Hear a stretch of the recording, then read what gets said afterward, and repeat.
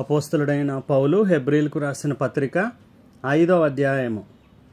ప్రతి ప్రధాన యాజకుడును మనుష్యులలో నుండి ఏర్పరచబడిన వాడై పాపముల కొరకు అర్పణలను బలులను అర్పించుటకు దేవుని విషయమైన కార్యములు జరిగించుటకై మనుష్యుల నిమిత్తము నియమింపబడును.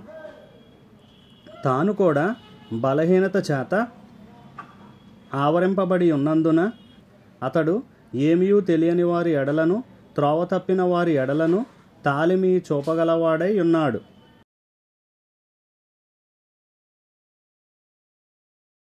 ఆ హేతువు చేత ప్రజల కొరకు ఎలాగో అలాగే తన కొరకును పాపముల నిమిత్తము అర్పణము చేయవలసిన వాడై ఉన్నాడు. మరియు ఎవడునూ ఈ ఘనత తనకు తానే వహించుకొనడు గాని అహరోను పిలువబడినట్టుగా దేవుని చేత పిలువబడిన వాడై ఈ ఘనత పొందును. అటువలే క్రీస్తు కూడా ప్రధాన యాజకుడగుటకు తన్ను తానే మహిమపరచుకొనలేదు గాని నీవు నా కుమారుడవు, నేను నేడు నిన్ను కనియున్నాను అని ఆయనతో చెప్పిన వాడే ఆయనను మహిమపరిచెను.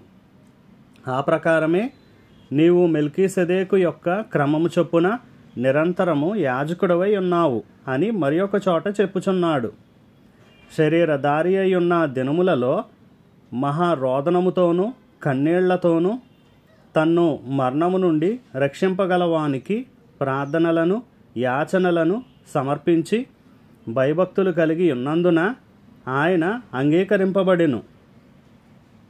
ఆయన కుమారుడై ఉండియు తాను పొందిన శ్రమల వలన విధేయతను నేర్చుకొనెను.